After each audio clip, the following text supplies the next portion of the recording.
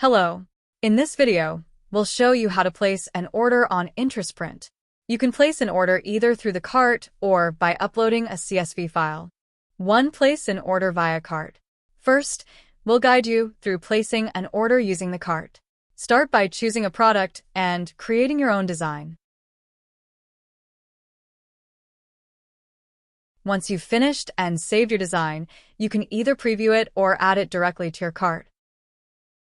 Click View Design to go to your design library, then select the design you want to order.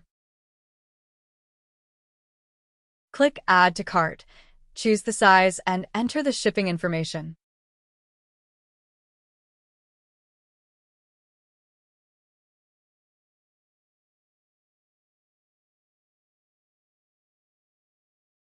After confirming that everything is correct, you can proceed to payment. If you're not ready to pay right away, you can go to the Order section and save it as an unpaid order. 2. Place an order via CSV File. Next, we'll show you how to place an order using a CSV file.